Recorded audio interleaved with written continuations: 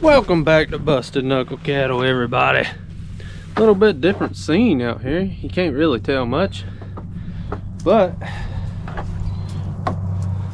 we have begun to snow. Yeah, snow, snow, snow. It is the best thing ever. Just kidding.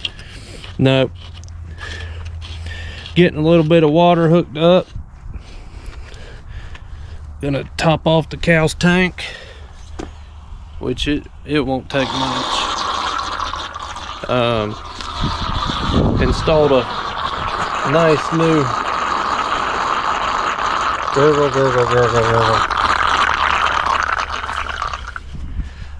new faucet there with a extra wide mounting plate on there. Put in one of the 12-inch freeze-proof faucets.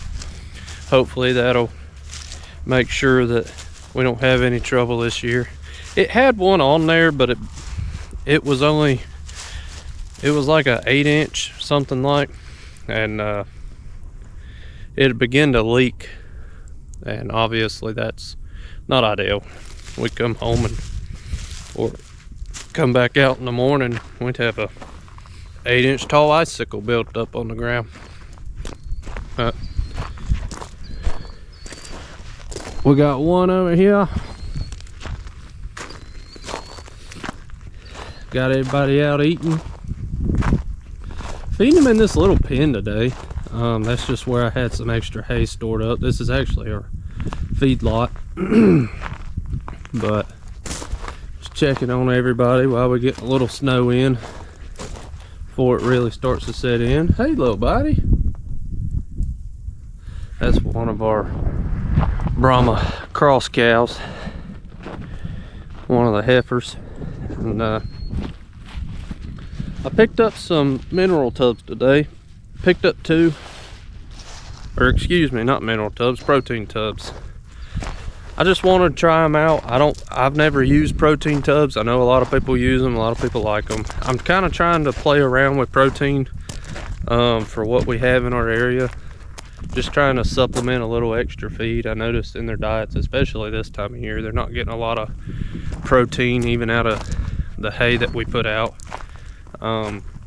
We try to not have to put out hay if we can. I try to stagger the groups to where it gives us about 2 months of growing time. I typically like to try and sell around August and pick up November to December, somewhere in there, and that gives us, as you can imagine, especially cool season grasses here in North Carolina, that gives us quite a good amount of growing time for the grasses to build up, and it really helps us. It really helps us on our hay bill, and you know, that cutting prices there, you know, they're definitely not hurting the cattle by not needing the hay. It's better quality forage that's out there, but than a lot of the hay that we can buy around us. We typically try to stay away from needing to feed hay. It's just another bill, and I just don't like it. It's extra work we got to do in the winter. Got to have a place to store it. Got to have the tractor going in the winter.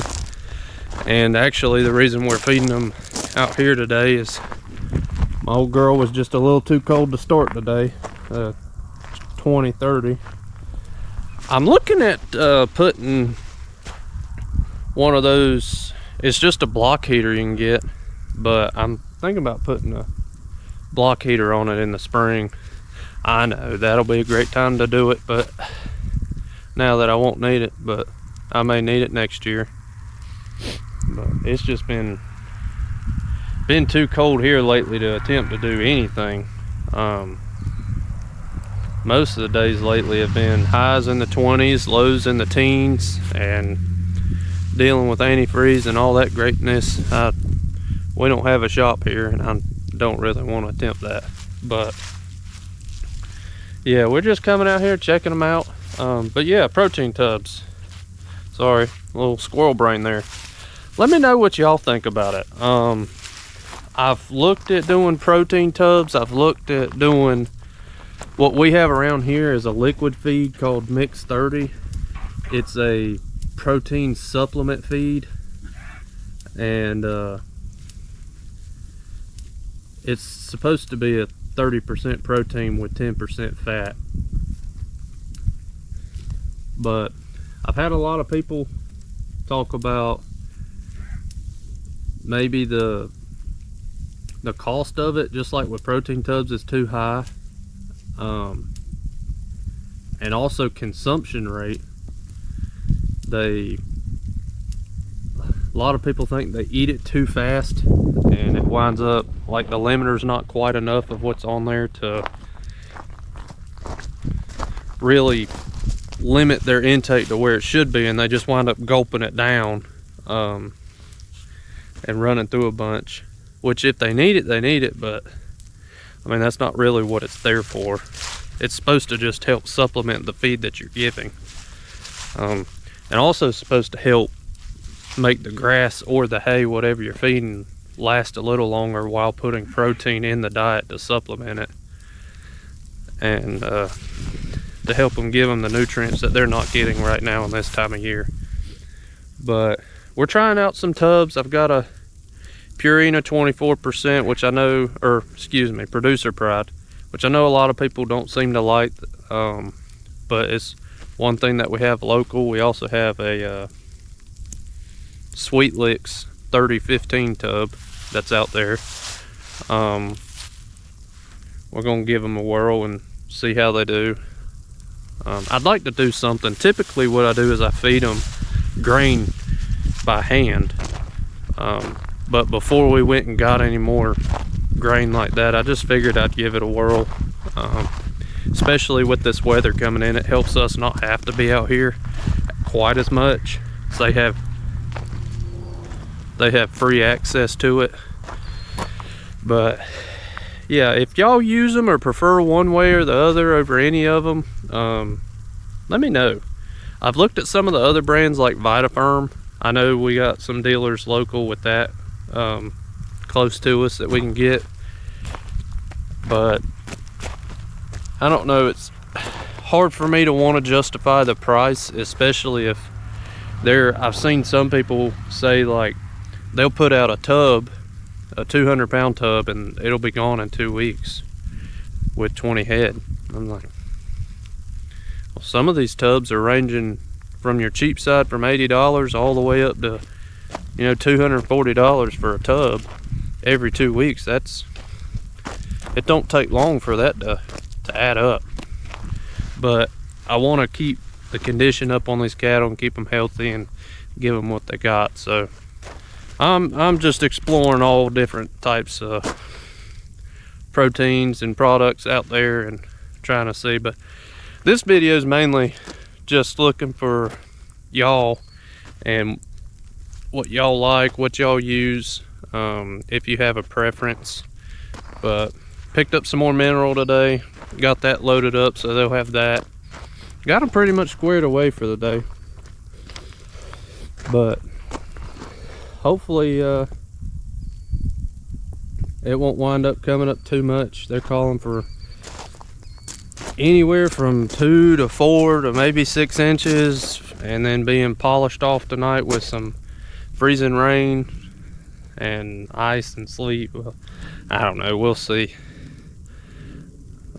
Weather's always kind of weird to me. It's the only job I know that you can be consistently wrong and still keep a job.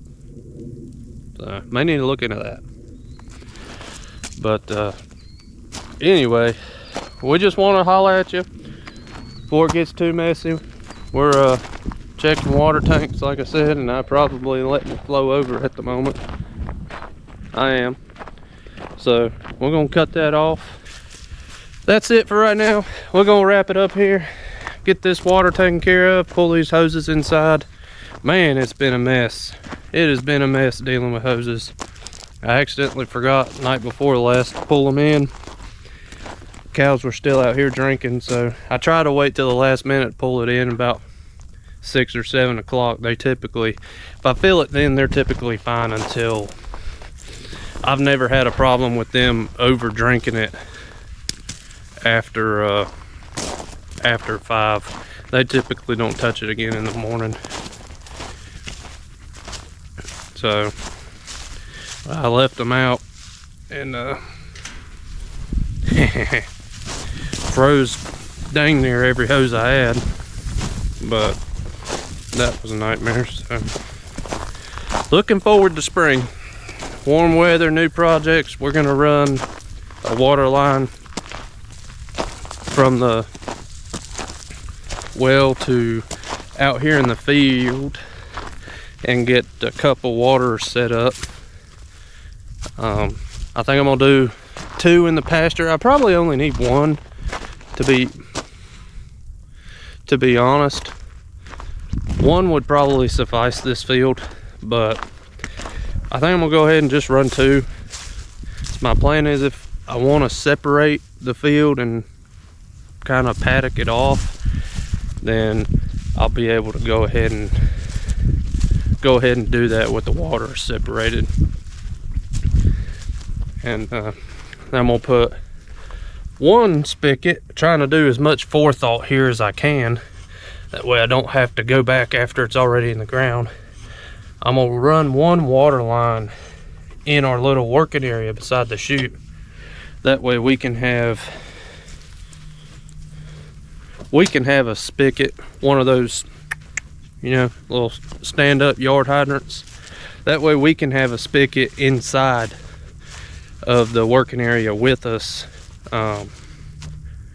so we can fill up a trough from that, or, you know, if we want to put a little water fountain or wash station, whatever, then we can have a hose there to clean it up, or clean up the chute after castration. Like we said in previous videos, I believe we typically prefer to cut rather than band, unless they're larger. Once they reach above like 450, 500, I don't like to cut them. There can be more complications. Anyway, I'm getting covered in snow. Cows are nice and fed, taken care of. We're gonna get this water hose put up before we turn into icicles.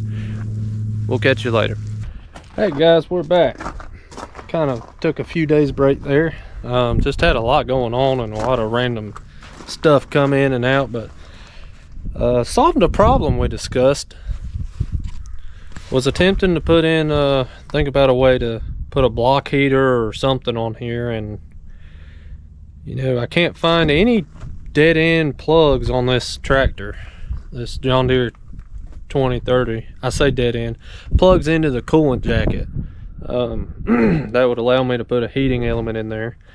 Can't find any freeze plugs. A buddy told me that they make ones that you can put in freeze plugs. So I was looking for that, couldn't find that.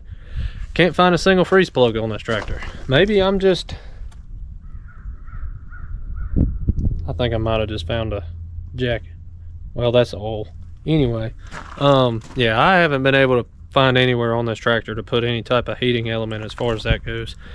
And then I just happened to be doing some looking around on it the other day and found this little port for where this thing originally had a thermostat, and I just happen to have an intake heating element from a long 460 I had. It's either the 460 or 445 that I had. I had one of each from like 6 or 7 years ago, something like that. And pulled out the thermostat because I don't use it, and I just would rather have something heat related, and which I guess it is heat related. Anyway, I don't want to have to deal with all that. So this is simple. Got it wired up, and basically it's just a heating element that's in here inside of the intake manifold, and I've got it wired to the key switch to where I can basically do it just like it'd be, for those of you who are more familiar with like trucks or other tractors that have glow plugs, it'd be more like a glow plug, to where I do it for a timed amount, and then I start the tractor. That way it helps heat the air inside the intake to make it a little easier to start. But what we're working on today, just kind of wanted to run that over. So that was a nice little accidental project that got done. Should make it a lot easier.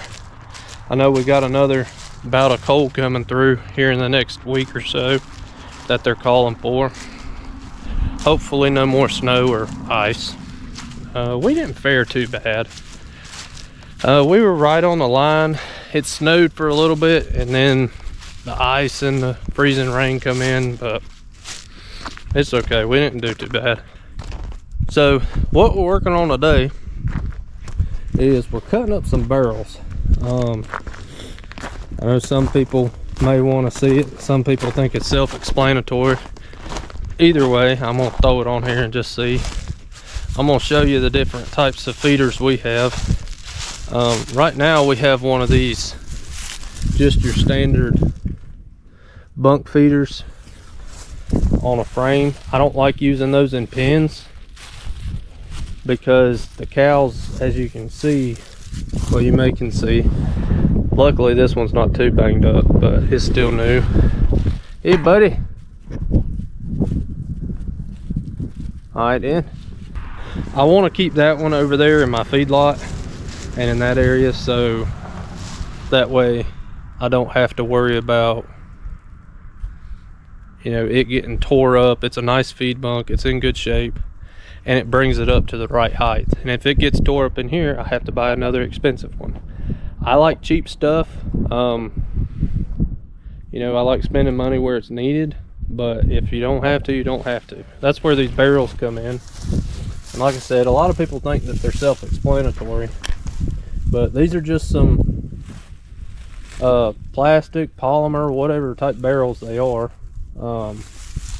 Get you in here, that are cut in half, and they're bolted on the insides together.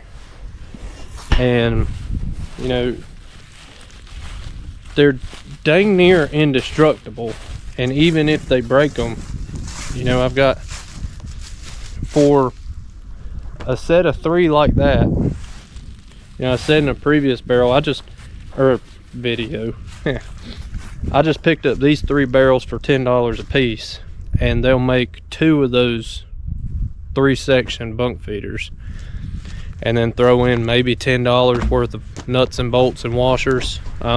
I try to use big washers because that's what's going to be your failure, is if you just bolt them, it's not a lot on the plastic, and if they do get rowdy, then they're going to pull the bolt. Eventually it's going to crack the plastic and pull the bolt through. If you use a washer that's like at least an inch around, I like to try to do at least an inch to inch and a half if I can, maybe bigger, then it makes it a lot sturdier and better connection to where it's harder for them to break it. So yeah, I'm just going to show you what we do. Like we said, it's pretty easy. What I like to do is, these barrels have a seam on it right here, and that seam runs all the way around perfectly to where over here, if you follow the seam, you split the 2 cups at the top. So that way, if you split them like this away, one of your holes is going to be at the bottom, and if they're moving feed around, it can push the feed out of the holes onto the ground, and there you have wasted feed. Like this, you don't have that. And basically what you'll wind up doing, you'll cut this barrel in half and you'll slide it around whichever way and drill your 3 holes. I do 3 bolts. You can do however many you want. I do 2 in the tops and 1 in the bottom, and then bolt them together. And then I take another drill bit. Typically I try to keep it smaller than the size feed than we have. If it's a little bigger, like say if you do a 1/2 inch hole, it's not that bad, and I drill them in like in the very bottom sections of these, because when it rains, obviously they're going to fill up with water. So I drill those holes to try and let the water drain out by themselves, so I'm not having to go in there and flip them, or at least it gets most of the water out. So you don't want standing water in there, it's going to get nasty, and then you're going to wind up having to clean them out all the time, just like a water trough. But yeah, just a little inexpensive way to add to your feed troughs and make it non-destructible. Like, we'll have between all of these, it'll be a total of, I don't know, probably close to like 26 foot of yeah, about 26, 27 foot of feed line right here, just in the barrels. And grand total for all of it, I think we're looking at maybe 50 bucks, maybe. So put that compared to like one of those standard size or standard model feed bunks that you pick up from your farm store. Those are, I don't know, I don't even know what they are right now. I think they're somewhere around $180, $220, somewhere like that. And you know, cows are curious, they get pushing around the feed bunks, and you get one standing in it, and it don't take long for them to turn that brand new feeder into a pile of trash. Luckily with us doing stockers, I mean, obviously they got weight to them, but it's not like at my old farm when we're doing cow-calf.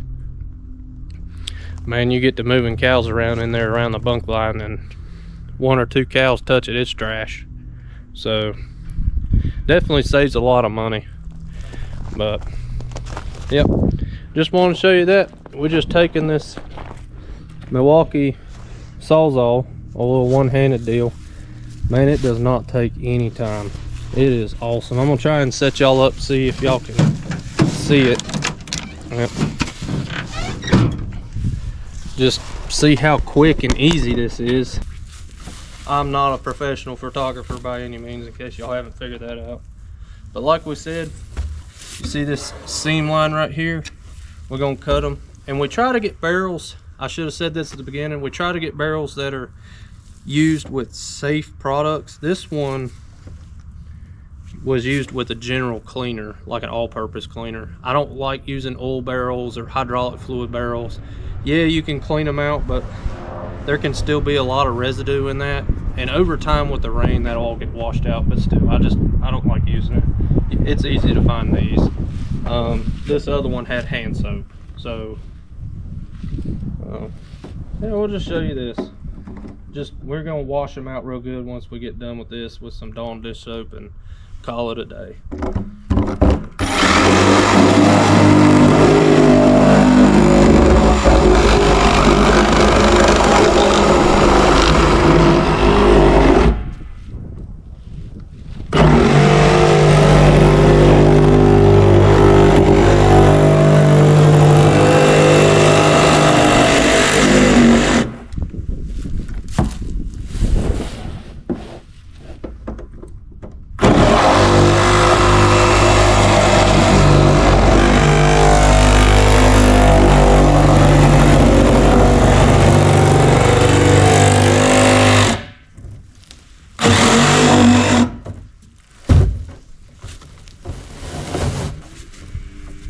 Hello, cows.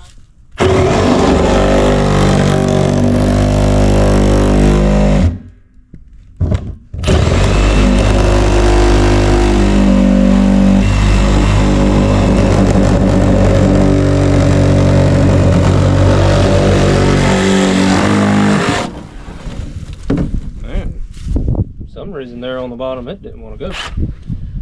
But there you have it. Just that easy, just that, whoa, where are you going? Just that simple. Then just take your drill. If you really want to do this fast, have you a drill with your size that you know for your bolt, and just use that one for your drain holes. Have it sitting here, cut all of them. And my recommendation is, when you drill the holes, don't just go like, oh, here's a barrel, drill, drill, drill. like match it up to the one you want to do. Drill your first hole, put a bolt in it, and then drill your next two. It makes it a lot easier. I did that on this first one, and it kind of messed up a little bit because the barrels are not, these barrels were not the same, so they were at different height and sizes, and I had to redo a couple of the holes, which that's not a big deal. It's just saves a little bit of time. But yeah, or clamp them. If you got to clamp them, put 2 clamps on it, drill your 6 holes, throw your bolts in, and there you go. Simple as that. All right, well, we appreciate y'all watching. Hope this helps somebody out. A little bit of tips and tricks. Depending on weather, we'll see what we got coming up next. I got a lot of projects I'm working on. We'll just have to see what the weather will allow us to do.